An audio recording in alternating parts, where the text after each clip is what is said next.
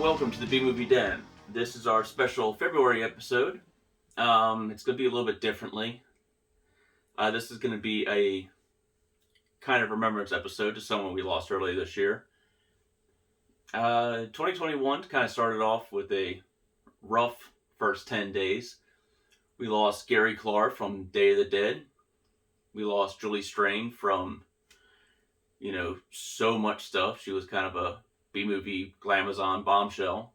And we lost Carmine Capobianco from movies like Galactic Gigolo and Cycles in Love, which is the movie we're going to be reviewing today. I came across this movie, because my father back in 99, 2000, something like that. And I personally fell in love with it. It's kind of like a schlocky, horror spoof. That's the best way to describe it. That's what we're going to be doing today. Yeah, it's been a little, it's been kind of a rough year. I've been kind of putting this one off. Okay, so this movie was made in 1986. It was written and directed by Gorman Bechard. It was also co-written by Carmine himself. It also stars Debbie Tibble and, Frank Stewart? Is that his name? Yes, Frank Stewart as well. The movie is about two serial killers who stalk and, kill victims, and they end up on a date together, and they, come to the conclusion, it's like, man, I'm not going to kill you. I'm really not going to kill you. And the other one's like, what? It's just like, oh man, shit, how do I say this? It's like, I'm a psycho killer. It's like, I kill women at random. She's like, I don't believe this. I kill men at random. And then they start going through, why they kill them, how they kill them, what do they do with the bodies, gratuitous sex, blah, blah, blah, all that kind of stuff.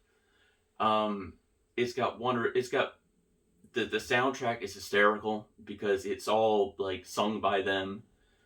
It's just goofy fun. And throughout all of this, you have a third killer played by Frank Stewart, who is a plumber who will fix the pipes, or whatever's clogged, toilet, shower, sink. And then right after he gets paid, kills and, then eats his victims. Sorry if there's any spoilers in this. This movie did come out, 35 years ago this year. And, yeah, that's pretty much the basis for 88 minutes of this movie. And the real, they think about the first time they met each other. It's just like, how does a nice, tall, cool glass of Welch's grape juice sound to you? To which she, grapes? I hate grapes. I can't stand grapes. I loathe grapes. All kinds of grapes. I hate green grapes. I hate purple grapes. I hate grapes with seeds. I hate grapes without seeds. I hate them peeled and non-peeled. I hate them in bunches, one at a time, or in small groups of 2s and 3s. I fucking hate grapes. Oh, it was love at first sight for those two. Because one of the running gags in this movie is that, obviously, serial killers hate grapes. True serial killers. So it's one part them just going about killing people every which way from Sunday. Coming back to talking to each other about, how their day was. Finding new victims, getting bored with new victims, buying a VCR, moving in together, getting married, losing interest,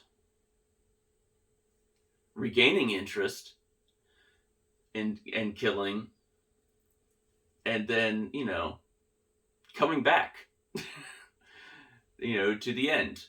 And then there's a big showdown between the three. But yeah, it's But if you watch it with the commentary on top of all that, it is, especially the commentary on this copy, which is the German release, because for years this was only available on VHS. This is the German release that was released, in 2005. There was only 300 copies made of this, which I have one of them. That's how much of a fan I was. And I had to wait like 6 months, I think, after I ordered it to get it. So only 200 were released to fans. The other 100 were released to cast, crew, families, friends, etc. So I have number 137 to 300, and I had bought this originally when it came out. So this is the copy on it, and there's like funny stories about this. Like when they sent it to the editors, I think it took them like 3 months to get the footage back because one of the editors was like 17 or something. So apparently it just took forever to edit this particular shower scene. So there's stuff like that. I was like, I don't know if that's, honestly, I don't know if that's particularly true or not. You would actually have to ask Gorman that. That was a running gag on the set.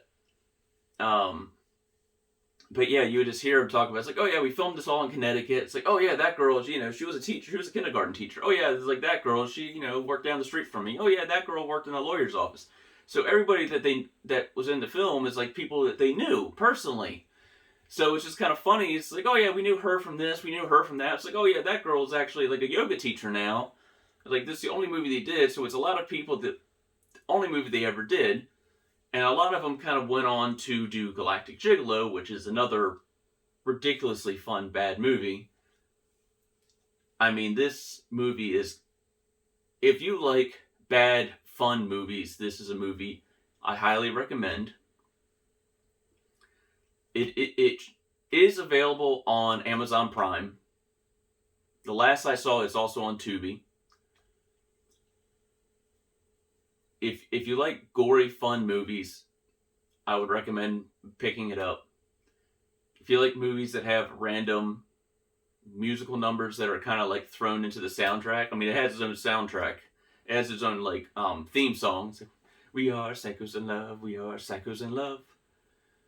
The lead actor, the late Carmine, whereas like even he jokes about it. He looks like he's middle-aged, like 40-year-old. He's actually like 24. 25 years old in the lead role, but he looks like he's 40 because he's, balding and got a beard and a little chubby and all that kind of stuff. But he's like, no, he's just, early 20s. He's like, oh man. But yeah, the everything about this movie is hysterical. And if you ever met Carmine or talked to Carmine, you know that he was a man that loved his fans and treated them like family. And pretty much anybody that knew him or got to talk to him would tell you that. He truly is going to be missed in the horror community. I got to talk to him on several occasions through Facebook and Messenger and email and all that. He was truly a one-of-a-kind person. This was a little hard for me to record personally because it hit a little close to home. But I highly recommend Psychos in Love. So, out of bowls of Raisin Bran, I give this 5 bowls out of 5. And watch it, pick it up, tell your friends about it, because no matter what, Carmine's legacy will live on through movies like Psychos in Love and Galactic Gigolo and everything else that he worked on, till the end. Because he still was working. Some of them just haven't been released yet. So. But yeah, for right now, I'm Gary. This is Wade's Mess. Be sure to subscribe. Click that notification bell. Tell your friends about the B-Movie Den. If you have anything you'd like us to, you would suggest for us, let us know. And until next time, my hat's off to you.